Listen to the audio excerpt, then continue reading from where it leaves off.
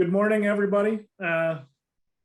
This is Jeff from AMT. Just wanted to welcome everybody to the HR webinar series. This is the 6th and final session in our series. Today's topic is on safety and risk management. As always with these sessions, we want to make them as interactive as possible. So everybody does have the ability to put yourself on and off of mute. So as Wayne moves along with his presentation, if anybody's got any questions or comments, please feel free to take yourself off mute at any time and fire away. At the same token, we also have the chat box. So if you don't want to jump in, feel free to put a message in the chat and we'll monitor that as well. But again, welcome everybody to today's session on safety and risk management. With that said, I'm going to turn everything over to Wayne Smith. All right, thank you very much, Jeff.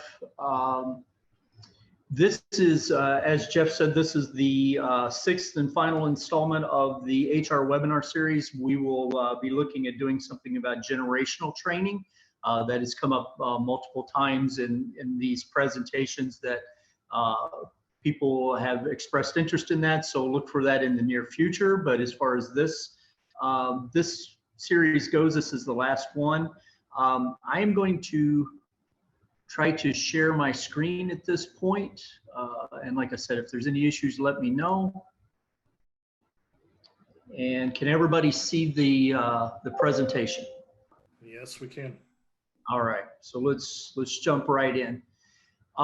Today, the agenda is going to be predominantly, it's going to be very safety heavy, but we're going to talk about risk management for a little bit. And we've invited one of AMT's subject matter experts in the ISO discipline to lend a perspective on risk management from an ISO perspective that's it's common in manufacturing. I don't know if everyone on the call uses ISO standards for ways of working, but if you do, you might find some of the things he has to say interesting. And then one last note before we jump into the content. For those of you who haven't completed your surveys that were part of the webinar series, I would ask you to go ahead and do that if it has value for you. And then once it's completed, I will reach out to you to schedule a one-on-one to go over your survey. And in that one-on-one, we can talk just about anything you want to that's HR or safety related. If you've already had your one-on-one, as some of you have, and you see content here that you would like to discuss, by all means, that's in play, and just reach out to me or Jeff, and we'll circle back around and have additional discussions around anything that we're going to talk about today, including risk management, OSHA, health and safety programs, and or behavioral safety. So before we jump in there, are there any questions about anything we've discussed so far about the surveys? Has everyone gotten their survey, or anyone had any technical issues with that?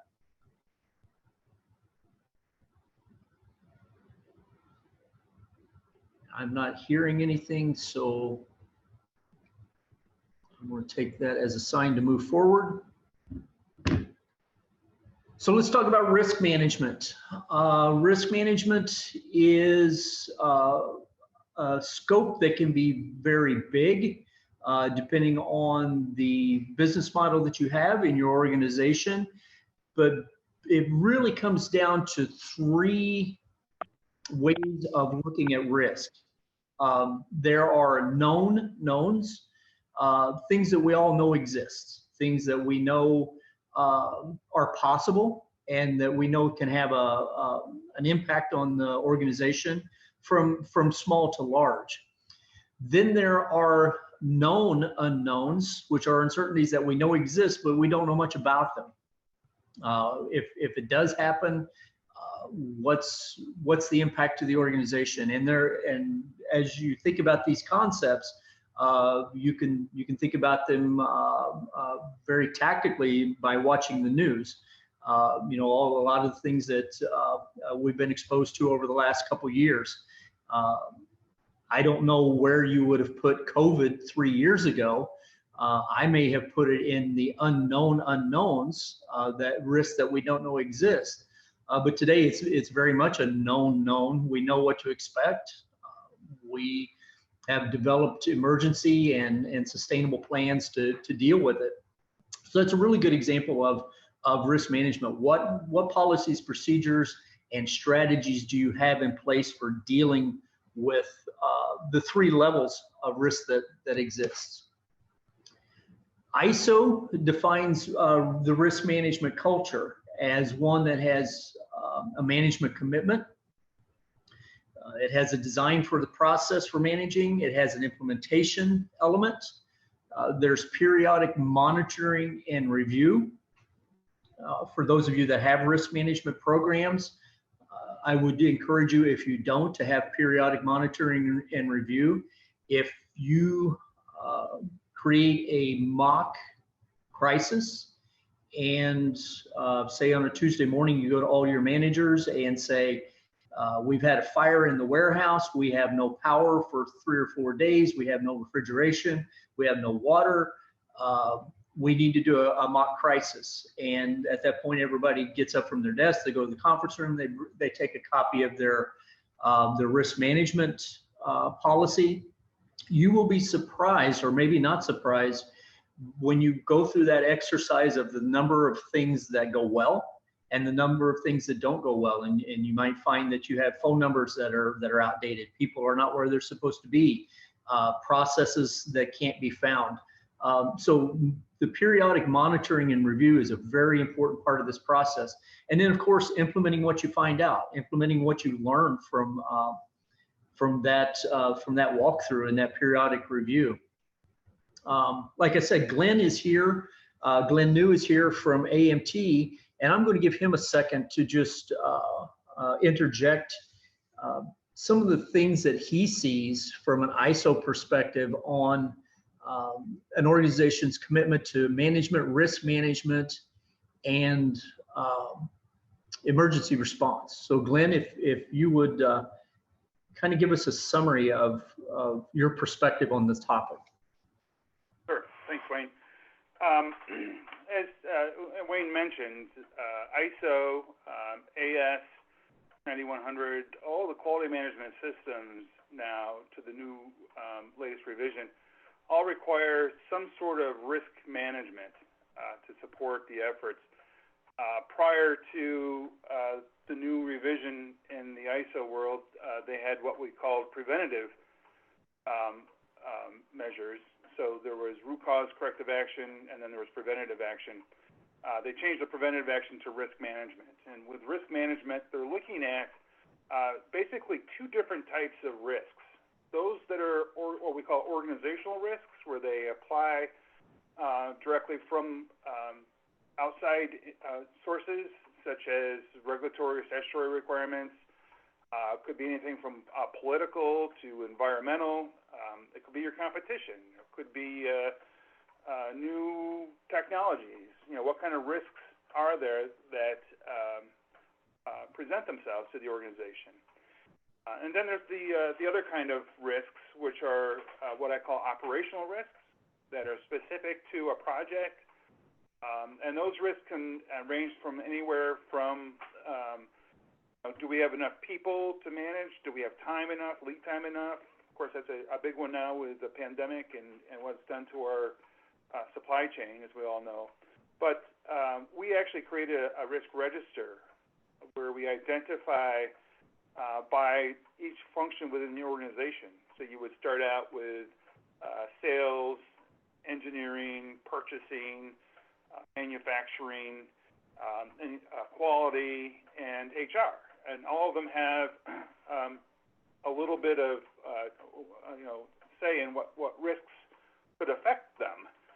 And the primary focus from a risk management standpoint is to identify by severity those risks that have the biggest impact on your organization. And once you identify those risks, the next step is to either mitigate them or to Wayne's point earlier, is to put a contingency plan in place. So there are some risks that we have to be willing to accept as business owners, and those risks, once we identify them, they become known, and we put contingency plans in place to say, all right, here's what we're going to do. Here's our action plan if this risk comes to light. Other risks that we don't know about until they actually happen, we have to have the ability to be flexible enough to understand the impact and the probability of occurrence and create workarounds. So it's important that from a risk standpoint that we continuously review and evaluate the organization. And again, it goes across every function within the organization, as well as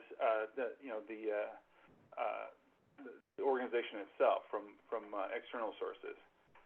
So yeah, we've been working with that for several years now. I know I've got some clients here that are part of this presentation, and as you know, we work every time I come visit you. We're talking about what risks you've identified over the course of time and how you've mitigated them. So it is an important thing, and it's a requirement of the standards anymore. So that's my 2 cents. And I appreciate that, Glenn. And that's for most of us on this call. I think we're predominantly HR people, and sometimes risk management falls under the scope of HR, which is not a bad thing. But I just, with Glenn's perspective, and it's really what I appreciate, is it's much bigger. Risk management is bigger than the scope of HR. You know, we have a lot of responsibility for managing the risk around labor. You know, if we have union environments, we have strike contingency plans in place, and we do a lot of the work. But sometimes the things that Glenn talked about, you know, your supply chain. Do you know, are you single sourced? Is the trucking company you use, are they union? Are there some labor risks there? So it is big in scope, and it can be a large task. And I know that, like I said, HR owns a lot of it, but I would say you can't do it alone. And that's where Glenn's perspective has a lot of value. So if you have any questions outside the scope of HR, some of the things Glenn was talking about, feel free to reach out to Jeff. He's on the call. All of you know Jeff, I believe. And we can talk about the scope of risk management for the entire organization.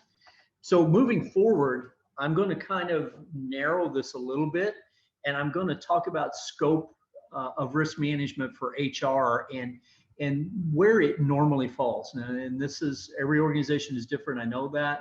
But this is probably going to be the scope of risk management that you're going to see. You're going to see some work around sustainability, and that can have a lot of different applications. Supply chain, we talked a little bit about that, and Glenn mentioned it. Health and safety, we're going to talk about a lot today. The bulk of the latter half of this presentation is going to be about health and safety. Data privacy.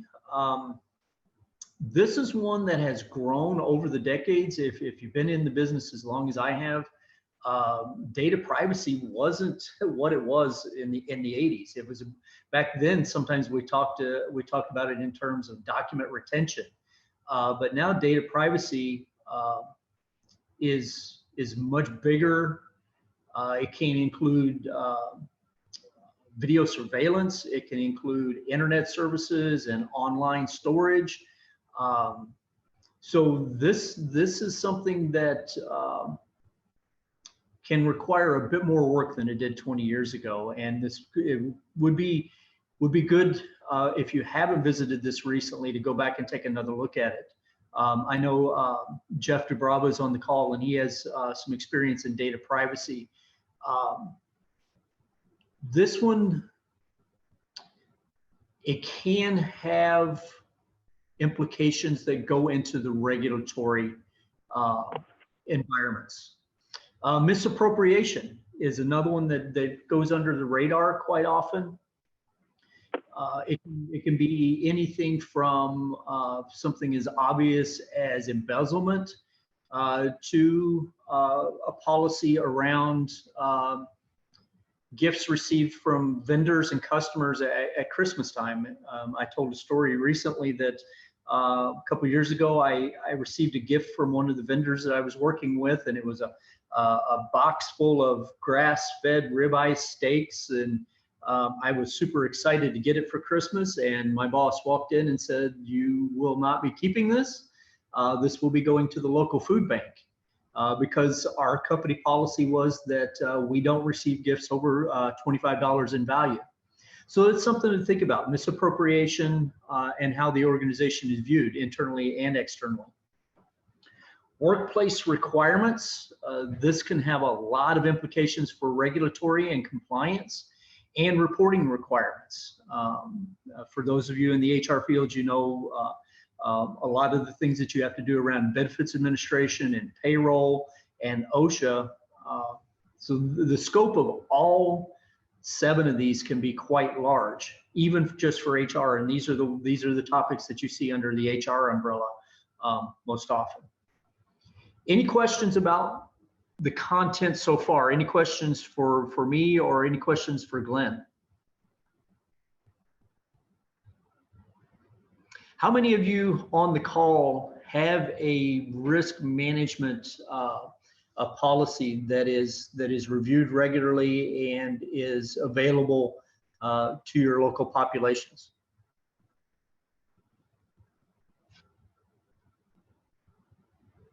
Does anybody have one that they would like to share?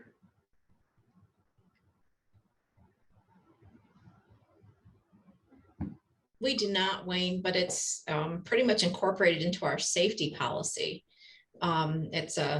It covers everything from emergency action plan, fire safety. It's mainly safety stuff. And then the risk management is discussed during our management review. So it's all kind of combined when we do management review. If there's any issues as far as safety goes, regulatory, anything like that. So we don't have this specific booklet, I guess, of risk management where all of these things fall under it, but we do have this in place in different areas. And I don't know who that is talking. Is that Maria? It is, yes. Okay, Maria. I just want everybody on the call or on the webinar to know I didn't pay Maria to say that because the next slide is that was a perfect segue. Thank you. Is about knowing the difference between risk management and your emergency action plan. And Maria did a good job of explaining the difference just now. Your emergency action plan is probably going to fall under safety. And it is actually something that is defined by OSHA. That's something that is a requirement, is usually part of your OSHA compliance.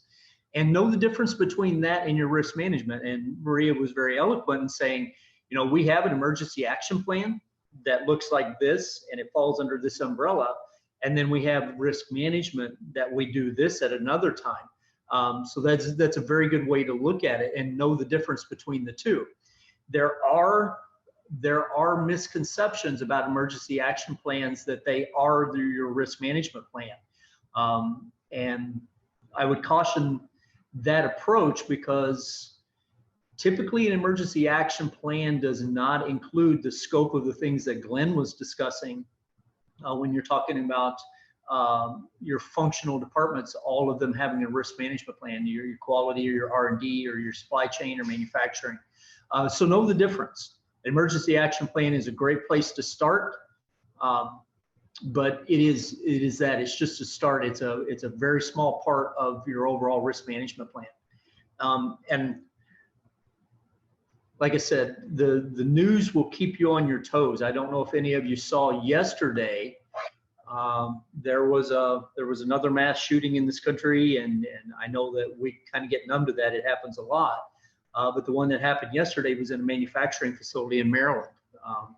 And the last time I looked, there were 3 dead, and more hospitalized. So, you know, even violence in the workplace can be part of that emergency action plan and your risk management plan. So moving forward, I'm going to spend probably the balance of the hour. It looks like we have more than a half hour left, and I'm determined to do one of these webinars where we're not in a hurry at the very end. So hopefully this is the one. And I'm going to talk a lot about OSHA. If you can see my screen and you can see the OSHA poster and you don't recognize it, you need to go to the OSHA website and download this and make sure it's posted in your facility. This is the current OSHA poster, and it has two columns here. It says there's one column that talks about all workers have the right to, and it starts with a safe workplace, and it lists all the things that workers have the right to do, including raise safety concerns, ask for a regulatory visit, file a complaint. They can request copies of medical records, and they have a right to see OSHA citations issued by the employer. On the right side is all of the things, and note the difference between the language. The workers have a right to, but employers must, and that's kind of the way that OSHA works. Employers must provide employees with a safe work environment. They must comply with applicable OSHA standards. You must report work-related fatalities within 8 hours. Hopefully, most of you out there have never had to do that.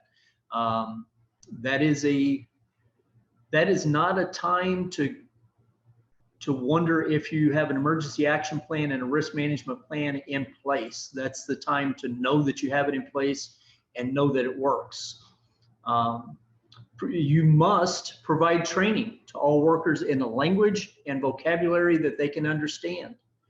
You must prominently display this poster in the workplace. So like I said, if you don't recognize this poster and you don't know where this poster is posted, do a double check, because it's part of your local compliance.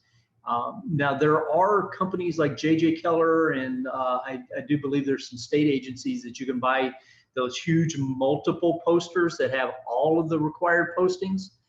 Double check that to make sure it's this one's in there.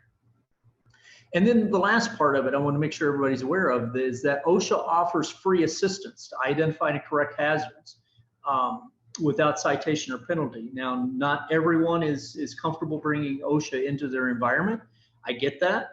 I've been in those situations, but there are a lot of ways to get help on regulatory and OSHA compliance. If you have any questions about that, that is one of the things that AMT does. You can always reach out to Jeff to have that discussion. And then down at the bottom of the poster, there's some phone numbers here. So this is step one. This is one of the requirements. And then here's a slide that I received recently, just a couple weeks ago, when the data was updated. These are the most frequently cited serious violations in general industry from last year. And these are the top 10, starting with machine guarding.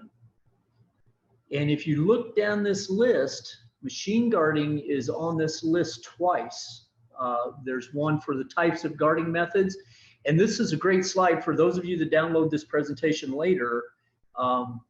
This is very well done by OSHA. On the left side, they show you the subsection of the 1910, CFR 1910, and then it shows you the subsection. So it's very easy to look up. Number 2 is respirators.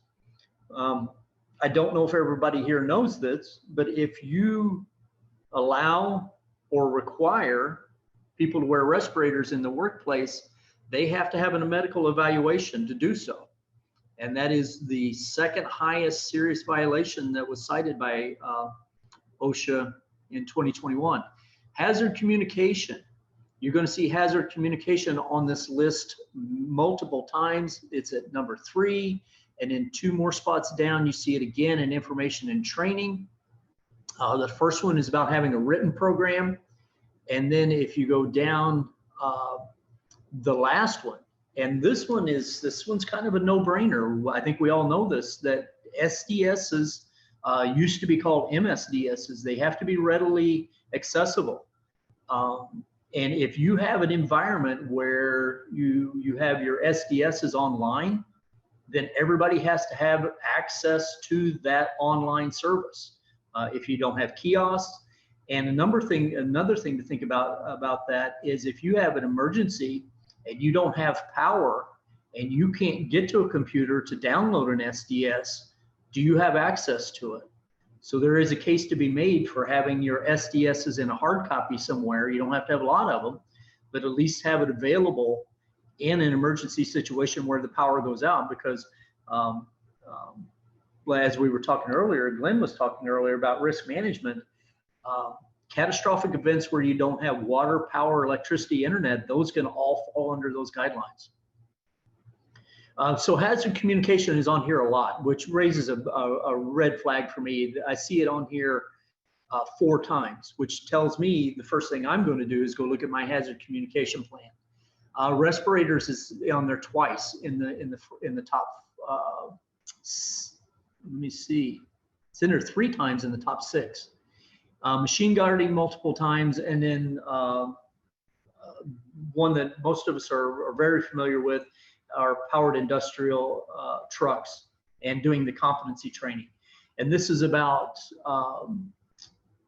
when employees are licensed to drive in your facility, they have to do facility specific training at your site, and they have to be certified to drive a fork truck or a powered industrial truck on your site. And that training has to have 2 parts. It has to have a classroom element, and it has to have a practical element.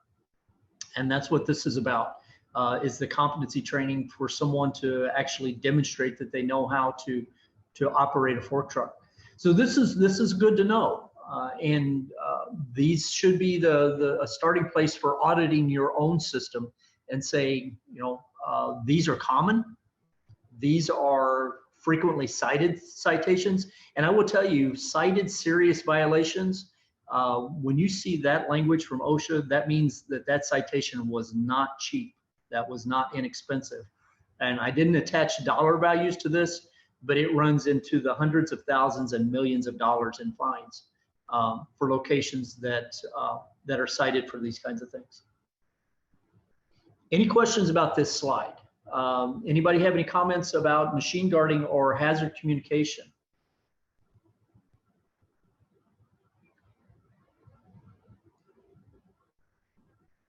How do most of you have your SDSs available to the employees? Do you have them available electronically or in hard copy? Both. Both. Yeah, here at Raymond Hadley, we have them in both.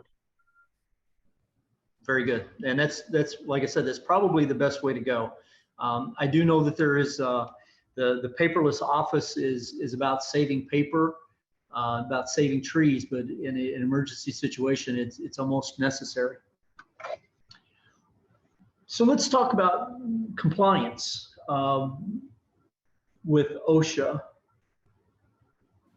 as the part of safety that's required. There are questions about what training do I have to do, how often do I have to do it, and people look for a blanket, a template that they can use for their organization to say, this is what I have to do and this is when I have to do it. And most of the time it doesn't work like that, because every workplace is different, even a little different. So the training requirements and the program requirements are going to be different. So I'm assuming everybody on this call is in manufacturing. So this is a list of 6 requirements that are going to apply to almost everyone on this call. You're going to need to have a comprehensive hazard communication plan. We've already talked about emergency action plans, and these can range from responses for injuries and evacuations and everything that falls under emergency action plans. You must do fire safety. You must make sure you have an exit route or route. I forgot which word I was going to use. I'm going to say route. Walking and working services, which can be coupled with that, and then medical and first aid. So almost everyone is going to need to have a program around these 6. Then there's going to be 8 more that may apply to you, depending on your environment. Now, we have some manufacturers in the southern tier who hand make garments. So they may not need machine guarding. Lockout, tagout, electrical hazards, personal protective equipment, respiratory protection. We saw this under the most frequently cited. Hearing conservation. If you don't know if you need a hearing conservation plan, then that means you probably need to do an evaluation on the different areas in your facility where the decibels go over a certain level for a time-weighted period of more than 8 hours. Confined spaces, this one gets missed a lot. If there's some place in your facility or on your property, and this can include drainage tunnels or ditches or anything like that, if there's places on your property where people can go and climb into and climb under that are not designed for continuous occupancy, then those are probably confined spaces, and they need to be, there needs to be signage around that, and there needs to be a program around that, and defined who can go in there and who can't. There are a lot of different kinds of confined spaces. There are permit required. There are, and some organizations take the approach that you don't enter confined spaces. You have to have a certification or a permit to go in there. And then bloodborne pathogens. Any organization that has the potential for injuries that result in first aid, to include blood, there are requirements there, including additional training for people that are authorized to do blood cleanup. If you have supervisors that are authorized to do cleanup, then they have to have additional training, and they may have to have the opportunity for additional vaccinations for hazards in bloodborne pathogens. Any questions about that? About the slide that talks about these are probably going to apply to you in most cases, and then the next slide that these may apply to you. Any questions about either one of those?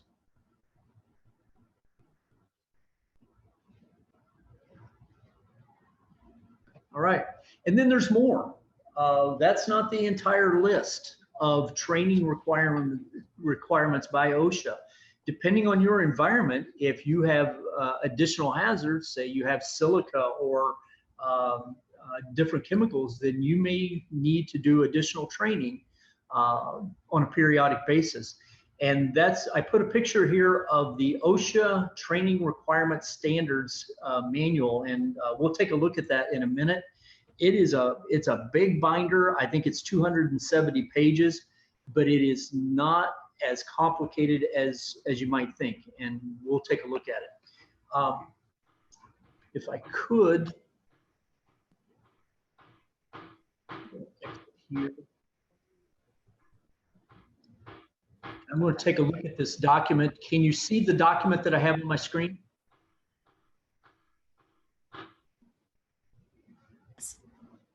Yes? Yep. All right. So this is the OSHA Safety and Health Administration training requirements. And I believe I was right. It was 270 pages. When you look at this online document, this electronic document, it will break down all of the training requirements for general industry. And most of you on this call fall under general industry. There are different guidelines for maritime, agriculture, and construction, but this is the one you're going to want to look at. It's 29 CFR 1910, and it takes you through all of the subparts under general industry: exit routes and emergency planning, power platforms, man lifts, occupational health and environmental control, hazardous materials. Here's PPE that we talked about earlier. And the great thing about this document is if you have a question about machine guarding, all you need to do is click on this and it will take you to the section about machine guarding, and you will be able to drill down into it very quickly. So I'm going to leave that link in there for you to in this presentation. And then there's another link around, it's called the OSHA Small Business Safety and Health Handbook. And I want to show you that one also very quickly. Actually, not so quickly because we're doing pretty good on time. This is the Small Safety and Health Handbook.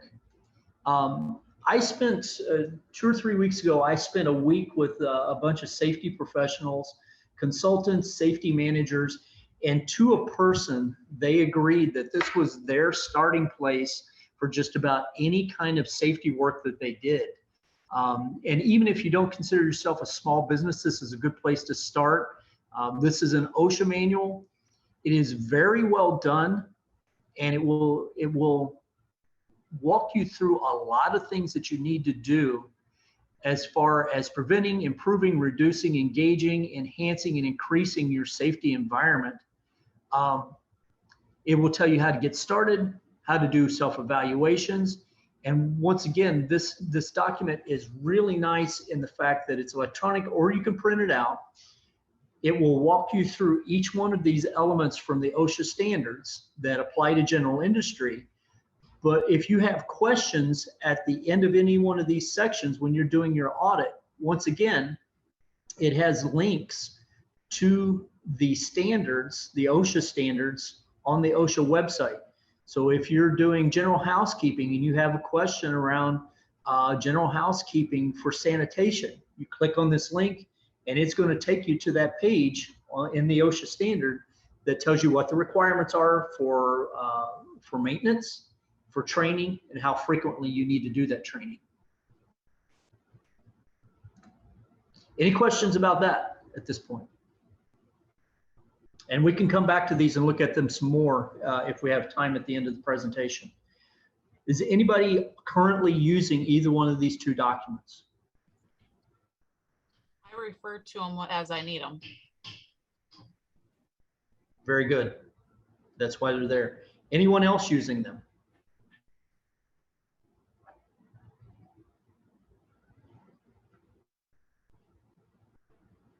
All right, so let's move forward, and we're going to move from safety compliance to having a safe workplace, and there can be a difference, and it can be a subtle difference, but having a safety training program that is efficient can be compliant. That means that everybody in your organization is doing the proper safety training at the proper time.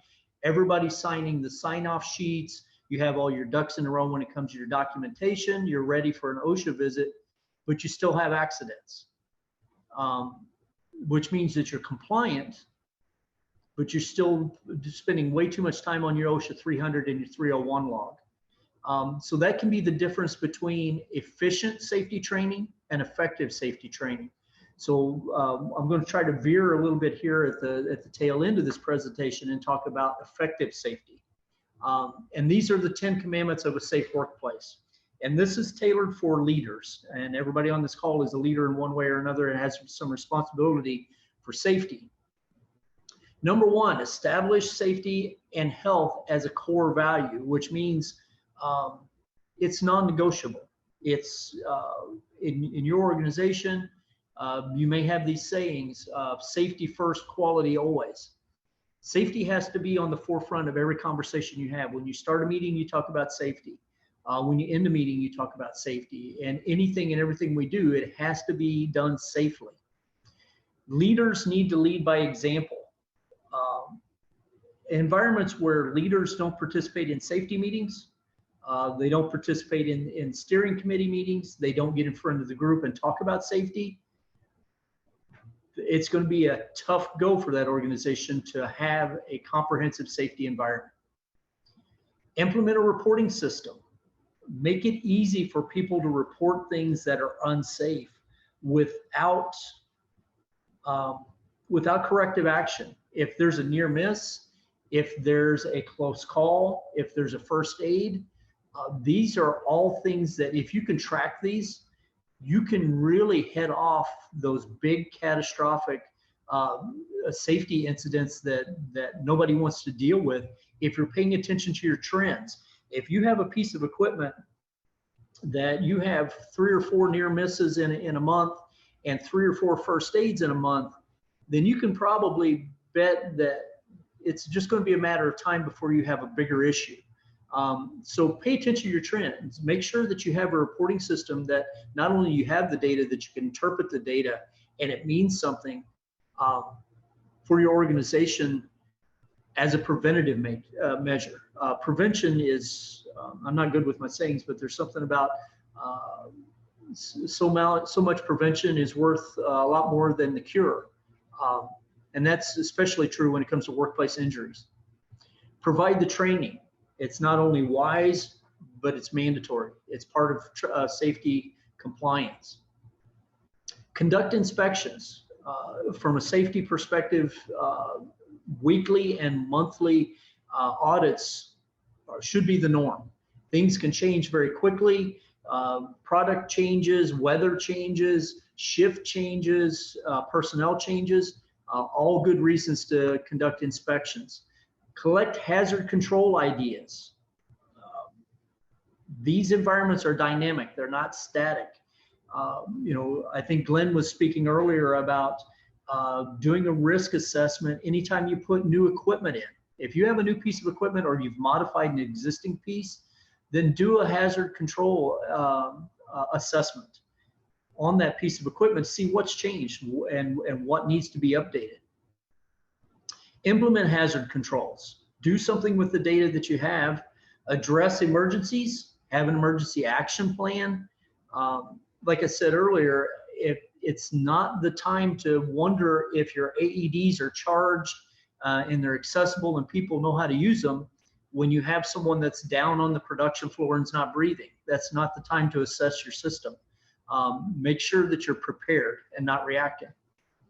Number 9, seek input on workplace changes. A lot of us make a living sitting at our desks, developing programs and doing a lot of administrative controls. For the most part, we are not handling, touching, and using the equipment that makes money for the organization. Seek input from the people that do work with these pieces of equipment and include them in the conversation. They are the subject matter experts when it comes to using that piece of equipment safely, and they are the one that's going to get injured if it's not protected properly. And then make improvements. Continuous improvement is the key to any kind of success. Once again, it's not a one and done. It's not a set it and forget it. This is something that has to have continuous attention. To be super successful, you'll need a management commitment to leadership. Communicate your commitment to safety in your health program. Define the program goals. Have a goal for what you feel success looks like. Allocate resources. The safety programs can be costly. They can take time. They can take people. Make sure you allocate the resources appropriately for your safety program. 5-minute toolbox talks at the beginning of shifts once a month is probably not going to be enough resources to have an effective safety program. And then expect performance. Failures are like anything else. It can be measured like quality. It can be measured by production. Have targets, have goals for what you define to be a safe manufacturing environment, and leadership's commitment to that performance. And then worker participation. We've talked about this just a little bit. This is where the rubber meets the road. Workers have to be encouraged to participate in safety programs. If they don't, they're going to be on the outside, and they're probably going to be the ones to get hurt. Encourage workers to report safety and health concerns without retribution. This needs to be a two-way street where people are willing to come forward and say, I'm not comfortable doing this. You know, we all work with people that become over-engaged. A couple months ago, we talked about employee engagement and the challenges of keeping people engaged. There are a certain demographic of people that when they get in a hurry, or they feel like they're being challenged, or you know their boss just read them the riot act because they're not meeting quotas, they become overly engaged, and that becomes very dangerous because when someone becomes overly engaged, they stop doing their last-minute risk assessments. They stop doing their danger predictions, and they start taking shortcuts. And that can be problematic. If you watch trends around safety incidents, and especially catastrophic safety incidents, that narrative usually starts with something like, I got behind, or I was in a hurry. And that's unacceptable. That can't be the environment as employers. That can't be the environment that we perpetuate that leads to injuries. Then number 3 here, giving workers access to safety and health information. And you saw on the frequently cited list, the access to SDSs, and that's exactly what this is about. Make sure that they know where the information is, make sure they know where the safety equipment is. I've been to some of your locations, and everybody does a great job of having the earplugs and the hairnets and all that stuff available. Make sure everything is available, and even off shift. You know, don't make safety a challenge on third shift because of a need to keep the safety cabinet or the supply cabinet locked.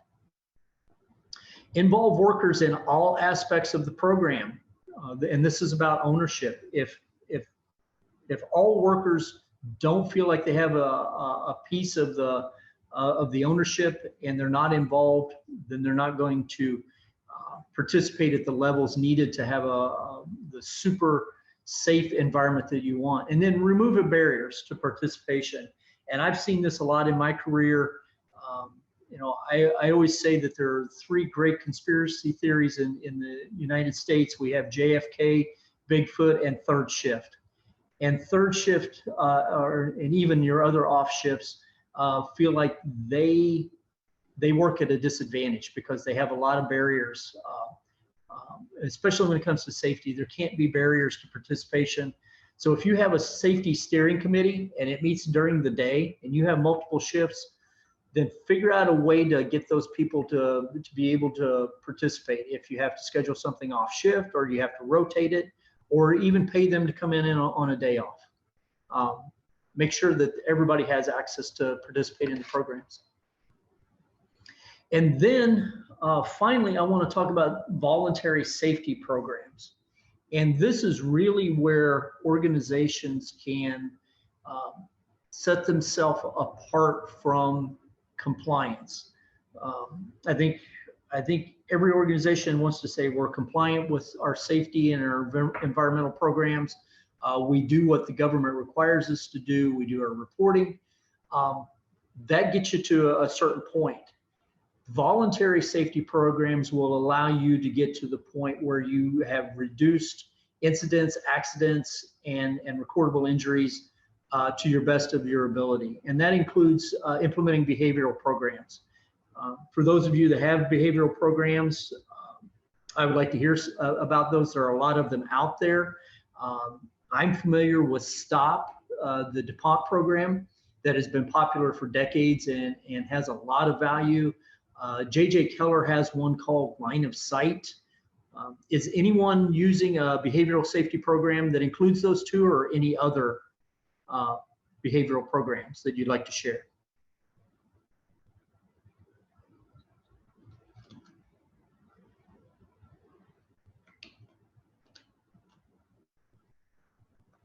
No one on the call is using STOP?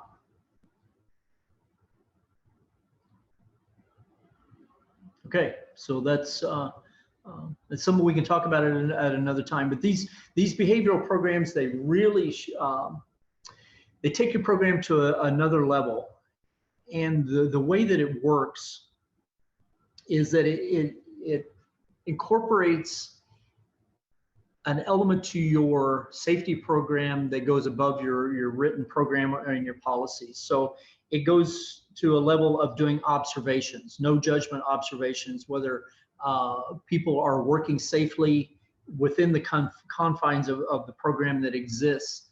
And there are some challenges with behavioral programs. Sometimes when you put in a behavioral program, and sometimes management will check out a little bit and say, now that we have a behavioral program, if you get hurt, it's because you were exhibiting poor behaviors or bad behaviors. And that's not what it's meant to do. So if you're thinking about a behavioral program, of course, we would love to talk to you about it, but understand the shortfalls and the benefits. Next up is OSHA 10-hour and OSHA 30-hour training. These are voluntary programs that have a lot of value. OSHA 10-hour training is usually for frontline workers. This does not complete the compliance part of OSHA training. So if you do a voluntary 10-hour training, that doesn't check the compliance part that we talked about in the previous slides about the required training.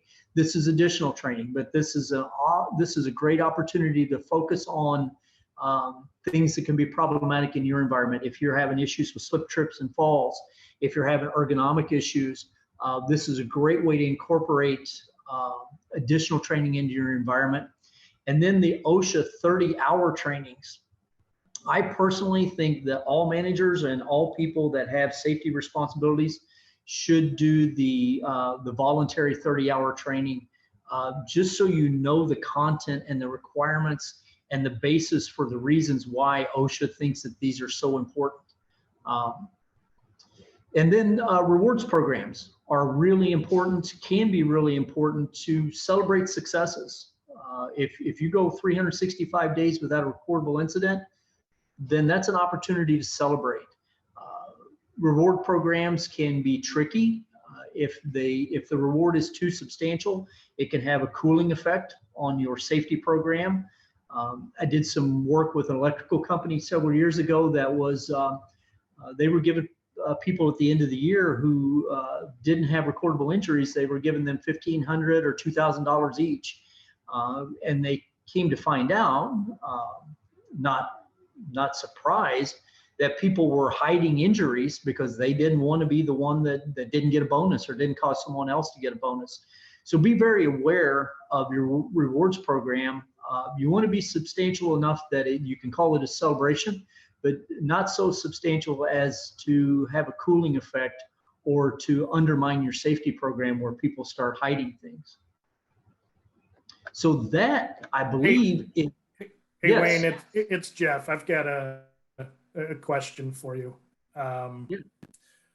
So if you go back to that previous slide with the voluntary safety programs, can you explain in a little more detail, the difference between OSHA compliance in these voluntary programs in a little more meat as to why a company would want to do these voluntary programs? Yeah, so and that's a great question, Jeff. And I'm going to stop sharing. Hopefully it doesn't crash. So I've stopped sharing the presentation. So compliance is the first part of the safety stuff that we looked at. It's around doing the audits, doing the walkthroughs, doing all of the training that OSHA says you must do. So if you don't do these things, we come show up at your place and say that you're not doing your employees aren't doing their start of shift checklist for the forklifts. That can be a citation. OSHA can fine you for that. That's part of compliance. That's part of the things that you have to do. And like I said earlier, these are things that are different for every environment. So there's not a one size fits all.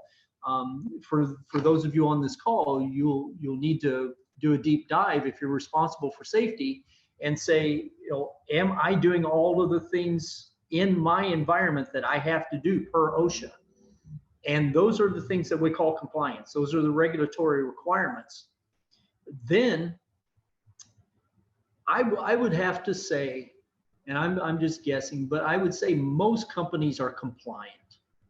And that's a generalization, but most companies are compliant.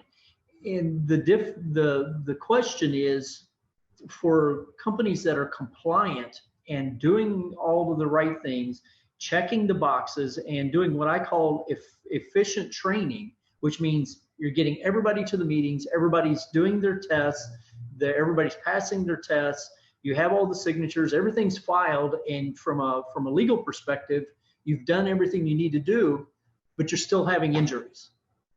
And that can happen. And that's where the voluntary programs, and Jeff, I hope I'm answering your question. That's really where the voluntary programs come in. That's where, when you see companies talking about on their websites, hey, we are top tier, we're a safety culture, we are way below the recordable level year after year. Those are the companies that are doing the voluntary programs. They're going and doing the extra step and going the extra mile and doing having the behavioral programs and doing the rewards programs, and they're doing the 10-hour training for their frontline workers, and their managers are doing the 30-hour training just to raise more awareness and create more understanding. And that's the difference. So when you hear someone talking about OSHA 10-hour training, that's not mandatory. That's not part of compliance. That's something that, as an organization, that would be something you would do in addition to hopefully get you to that next level. And that next level for a safety professional is not, like I said, and I get heartburn when I talk about this kind of stuff, but if you've ever had to call somebody's emergency contact and say, please meet me at the hospital, that's going to be a low point of your career. And those are the things that safety is all about. Those are the things that you want to do so you don't have to have those conversations. And so that's what the voluntary programs are about, because compliance doesn't always get you where you want to be. And Jeff, did I answer your question? Yes, you did. Thank you. Yep. Any other questions about any of the content that we talked about today?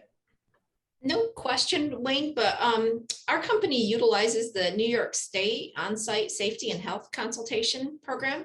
Yep. It's free, and they have been extremely beneficial to us, and especially when we moved into our new building, just pointing out a lot of things. They also conducted personal air samplings, because the products that our employees use, tin, lead, and things like that. And also decibel level testing in our board washroom. And it's been a lot of help. OSHA walked in, I think last time was 2015 at our old location, and we didn't get cited with anything. They gave us a couple of recommendations and said, if you fix them now, there's no citation, which we did. We lucked out twice. We've had 2 OSHA spontaneous visits, no complaints, just a spontaneous visit. And at both visits, we were not cited. Just they gave us a couple of recommendations for things. But that consultation program, I think, has been monumental in keeping us from citations. I couldn't agree with you more, Maria. You take advantage of the programs that the state and the federal safety organizations offer. And if you don't, that's, there are leaders that are not comfortable bringing OSHA in, and I understand that. It can be a challenge. It can be daunting. But the bottom line is, do it one way or the other. I've used the state programs before, and I love them. Now, I will tell you that my boss at the time, the operations director, was not thrilled about me walking around with an OSHA representative through the facility. So, everybody has a different perspective. Mm-hmm. But to your point, they do a great job. It doesn't cost you anything. And it can really put you in a good place for when you do have those surprise visits. But on the flip side of that, if you're not comfortable bringing them in, There are organizations like AMT that are here to help. But either way, do it one way or the other. That's the bottom line. You have to come and visit us. I will. It won't be today because I'm getting ready to go see Carrie. I think Carrie is still on the call. Carrie, I will be there soon. Okay. But I will be. Let's get together and plan a visit. And I'm going to chime in real quick, just so that you guys know, from an HR perspective, I am the HR manager here at Raymond Hadley. And no Wayne, nor Jeff, nor anybody from AMT is paying me to say this. They are fantastic. I've been working with Wayne on a very extensive project, and I cannot say enough good things with working with the group at AMT. They've done a lot of projects for us. So if you guys haven't had a chance to work with them, I highly recommend you do. Thank you, Carrie. That's I'll bring you a Happy Meal for that one. No, I'm kidding. Can't put you on payroll.